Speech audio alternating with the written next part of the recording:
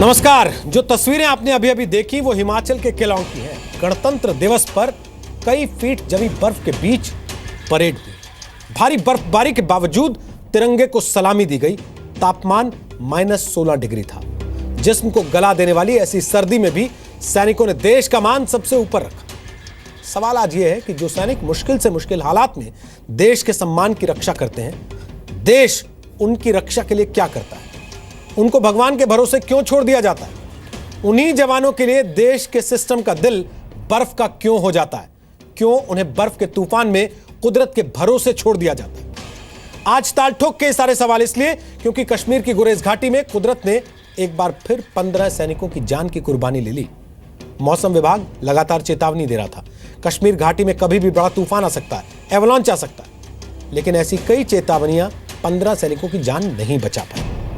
पिछले साल फरवरी में ही सियाचिन में ऐसा ही हादसा हुआ था, जिसमें मद्रास रेजिमेंट के 10 जवान शहीद हो गए थे। उन्हीं जवानों में से एक लांस नायक हनुमंतप्पा को कई दिन बाद बर्फ में ढूंढकर निकाला गया था। तो क्या हम मान लें कि जब भी बर्फ का ऐसा कोई तूफान आएगा तो बर्फीले इलाकों में देश की हिफाजत करने वाले सैनिक सिर्फ और सिर्फ भगवान के भरोसे होंगे? जो भारत मंगलयान भेजकर अपनी तकनीक का लोहा पूरी दुनिया से मनवा सकता है, वहां क्यों ऐसा सिस्टम नहीं आ सकता जहां बर्फ में फंसे सैनिक की जान बचाई जा सके? साल 2004 में, यानी आज से 13 साल पहले, डीआरडीओ ने एक ऐसे ही सिस्टम पर काम की शुरुआत की थी, जिसे नाम दिया गया था स्मार्ट वेस्ट। इस सिस्टम से बर्फ में फंसे सैनिक को वक्त रहते ढूंढा जा सकता था। लेकिन 12 साल बाद भी डीआरडीओ का यह सिस्टम अब तक ट्रायल पर ही है।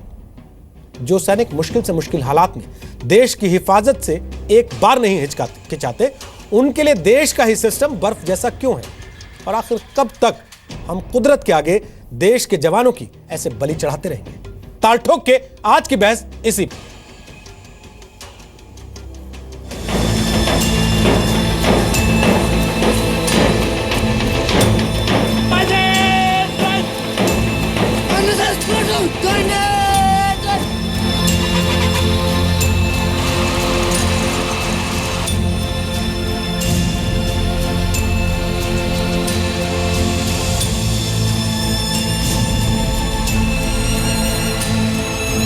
The army has lost 14 of its valiant soldiers. We pray for the gallant departed souls who braved all odds with exemplary commitment and dedication to duty and made the supreme sacrifice in the service of the motherland. ये बहुत heavy snowfall था, उसमें कोई शक नहीं था, जिसका पहले से ही चेतावनी था भारत मौसम विभाग की तरफ से। जहाँ पे एवलांच आने की संभावना है, वहाँ पे दिन के समय हरकत नहीं होगी। और अगर ये जो पेट्रोल निकली है किसी ऑपरेशनल रिक्वायरमेंट के लिए ही निकली होगी। दुखद है और प्राकृतिक आपदा है। इसमें पता नहीं अलर्ट पहले से जारी किया गया था कि नहीं। ऐसे समय में जबकि कुछ जवानों की जानें चली गई, कुछ जवान फंसे हुए हैं, हमारी प्रार्थना है कि वो सेफ बच जाएं इस मुसीबत से।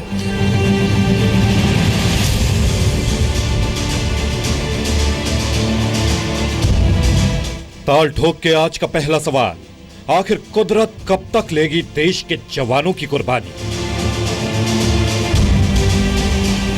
दूसरा सवाल, बर्फ जैसे सिस्टम से कैसे जीतेंगे देश के सैनिक?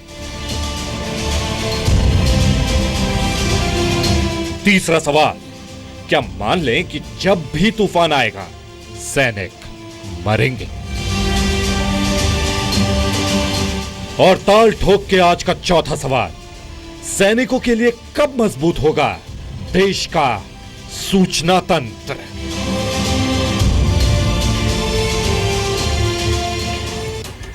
तो आपको बता दें कि ताल ठोक के आज बात करने के लिए हमारे साथ कौन कौन खास मेहमान हैं।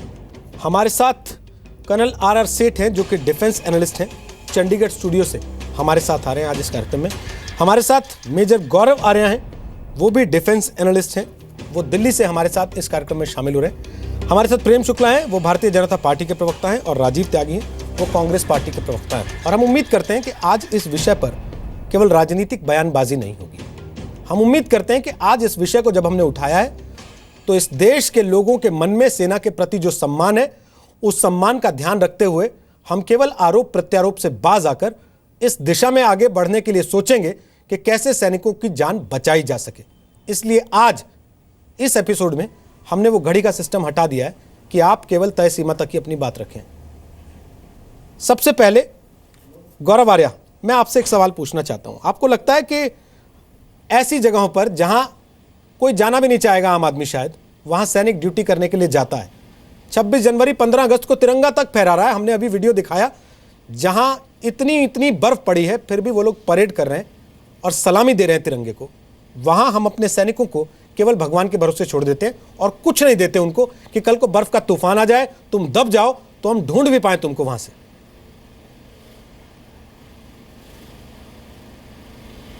नहीं, आपकी बात बिल्कुल ठीक है, क्योंकि मुझे ऐसा लगता है कि सैनिक की ज़िंदगी पे जो हम लोग कीमत लगाते हैं वो बिल्कुल ना के बराबर है।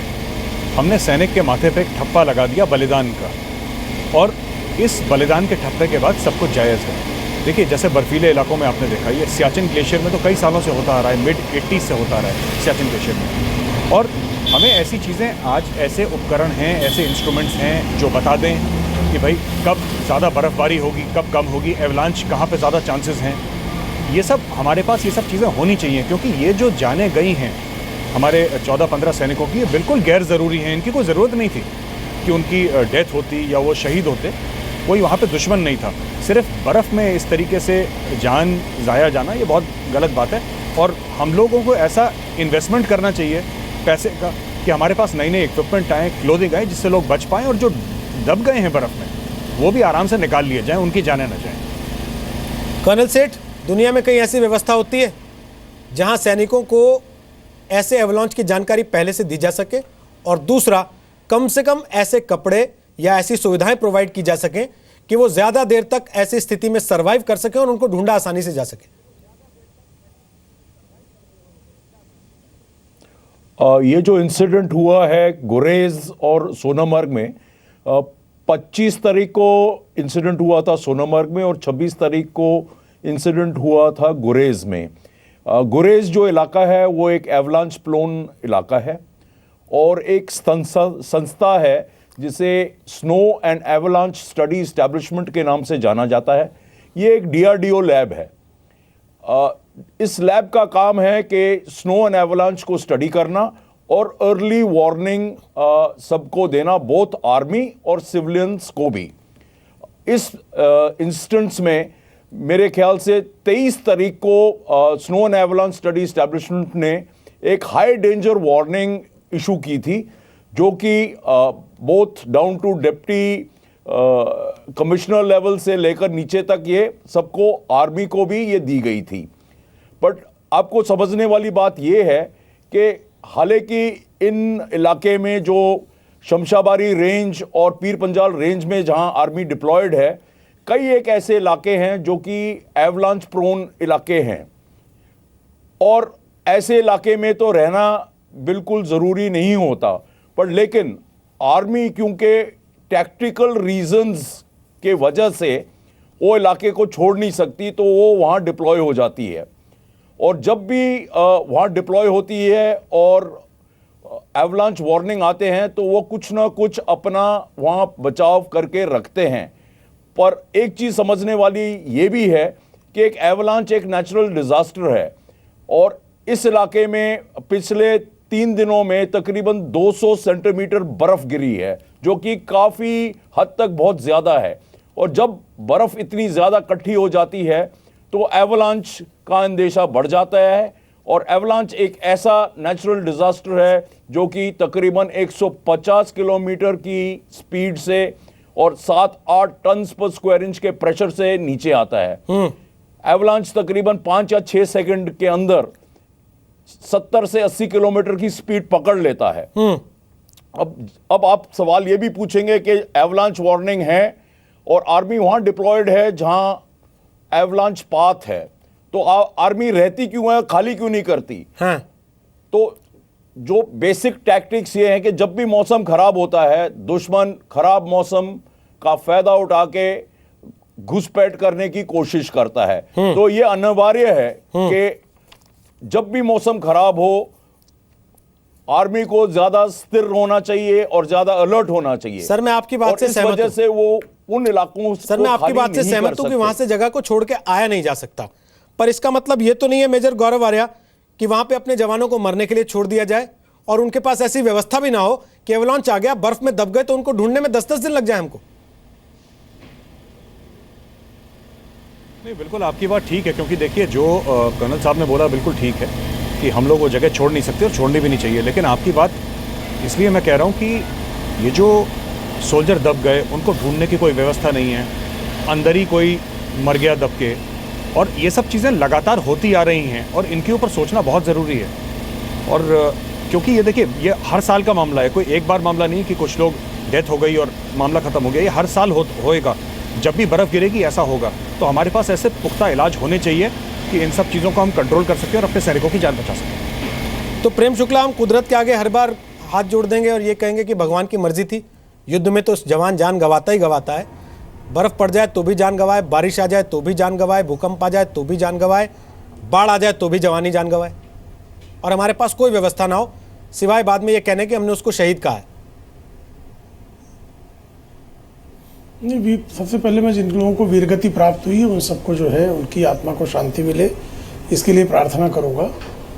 सबसे बड़ा संकट ये है कि एवलांच का जो है जहाँ भी, जैसे इटली में भी पिछले 15 दिन पहले इटली में भी इस तरह का एवलांच आया, यूरोपियन कंट्रीज में भी आता रहा। वार्निंग सिस्टम के अलावा अभी एवलांच में कंप्लीटली कैसे बचा, सफोकेशन से कैसे बचाया जा सके, इस तरह की टेक्नोलॉजी वर्ल्ड वाइड मौजूद भी है क्या, इस बारे में मुझे मेरे पास कोई जानकारी नहीं है।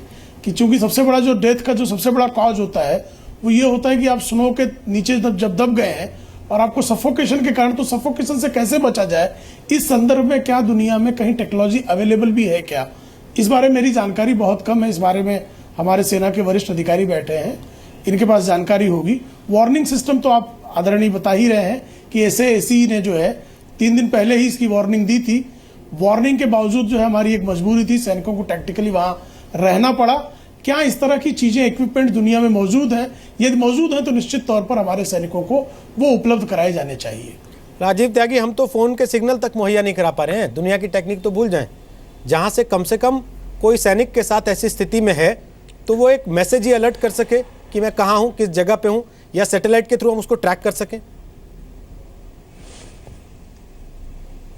देखिए, सैनिकों को अपनी श्रद्धांजलि देते हुए और उनके परिवारों से उनकी पीड़ा में अपने आप को संबद्ध करते हुए मैं 2-3 बात कहना चाहूँगा। रोहित जी, जी न्यूज़ को साधुवाद, जो हमेशा देश प्रेम के जितने भी विषय होते हैं उनको उठाता है और उनको बखूबी लोगों के सामने रखता है। देखिए, ये निश्चित रूप से प्राकृतिक है, इसमें कहीं भी कोई किसी राजनीतिक दल की बहुत बड़ी जिम्मेदारी आप तय नहीं कर सकते या किसी और व्यक्ति की जिम्मेदारी तय नहीं कर सकते। लेकिन हाँ, कुछ चीज़ें हम बेहतर और तरीके से कर सकते हैं, जैसे बहुत अच्छे इक्विपमेंट्स हम इंपोर्ट कर सकते हैं। जो हमारा रक्षा बजट है उसको हम बढ़ा सकते हैं। कैबिनेट के जो अपनी पार्लियामेंट की स्टैंडिंग कमेटी है उसका कहना ये है कि जितनी हमारी GDP है, अगर 140 लाख करोड़ की GDP है, उसका 3% हमको रक्षा बजट करना चाहिए, जो अभी पीछे पार्लियामेंट। त्यागी जी, आवाज़ नहीं आ रही है आपकी, शायद तकनीकी खामी है, कुछ सिग्नल वीक हुआ है। हम वापस आते हैं आपके पास। गौरव आर्या, दुनिया में कहीं ऐसी टेक्निक्स अवेलेबल हैं जहां से कम आप अलर्ट कर सकें कि आप बर्फ में हैं, आप दब गए हैं, आपको सैटेलाइट के जरिए ट्रैक किया जा सके, आपको ढूंढने में 10 दिन ना लगे, 12 दिन ना लगे, और आपके जिंदा रहने की पूरी संभावनाएं खत्म ना हो जाए? नहीं, बिल्कुल रोहित जी, ऐसी टेक्निक्स हैं और ये माउंटेनियर्स दुनिया भर में यूज़ करते हैं, जो कि हिमालय पे चढ़ते हैं, एवरेस्ट पे चढ़ते हैं, K2 पे चढ़ते हैं, उनके पास ऐसा होता है। ये छोटा सा डेजिग्नेटर टाइप का होता है, पेन जैसा, जिसको आप अपने कपड़ों के अंदर रख के, बैटरी ऑपरेटेड होता है, और जैसे ही ऐसा लगे एवलांच तो उसको एक्टिवेट कर दिया जाता है और उससे सिग्नल जाते रहते हैं जिससे पता लग जाता है कि हमारा जो साथी है वो कहाँ पे दबा हुआ है। ऐसी टेक्नोलॉजी अवेलेबल है, वो हम लोग इस्तेमाल नहीं करते, किसी कारणवश हम लोग खरीद के नहीं लाते अपने सैनिकों के लिए, लेकिन ऐसी टेक्नोलॉजी बिल्कुल है और लोग यूज़ करते आए हैं और पिछले आज से नहीं 10-12 सालों से यूज़ करते आए हैं इसको। सेठ साहब, आपसे पूछना चाहता हूँ, कोई वजह दिखती है आपको कि हम ऐसी टेक्निक से इस्तेमाल नहीं करते? कहीं आपको डर हो जाता है कि ट्रैक हो जाएंगे हमारे सैनिक? कहीं ये डर हो जाता है कि रणनीति के तौर पे हम कमज़ोर पड़ जाएंगे अगर हमारे सैनिकों के पास ऐसी कोई ट्रैकिंग डिवाइस होगी तो? या क्या कि राजनीति का दिलचस्पी नहीं है सैनिकों को वो प्रोवाइड करने में सुविधा?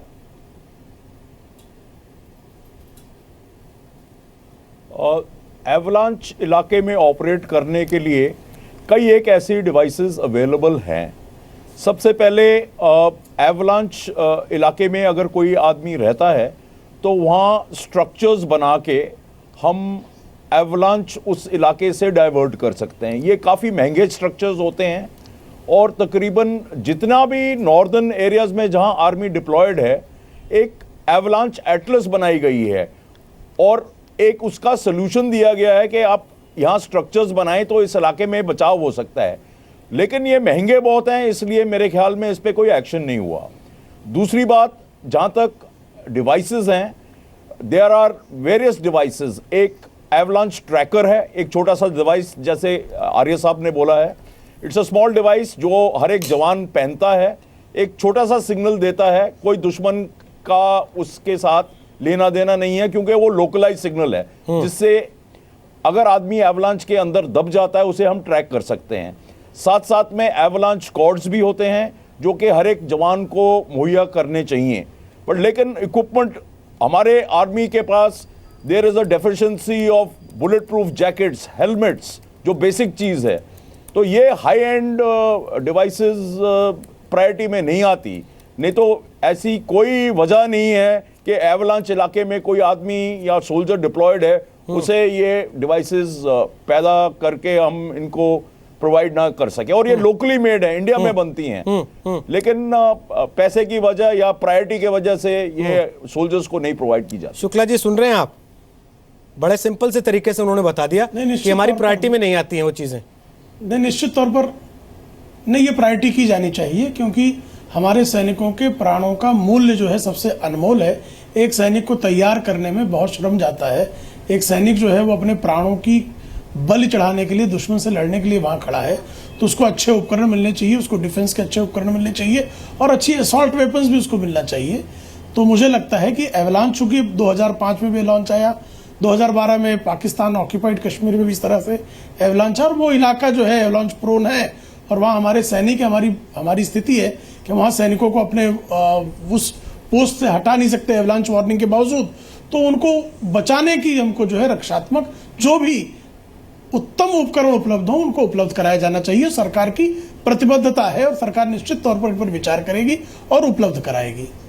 सर, आप कह तो रहे हैं, लेकिन ये बातें पहले भी कही होंगी राजीव त्यागी लोगों ने जी। पहले भी सरकारें रही हैं, उनके सामने भी ये सवाल आए होंगे, उन्होंने भी कहा होगा कि हम जल्द उपलब्ध कराएंगे, उन्होंने भी कहा होगा हम प्रतिबद्ध हैं।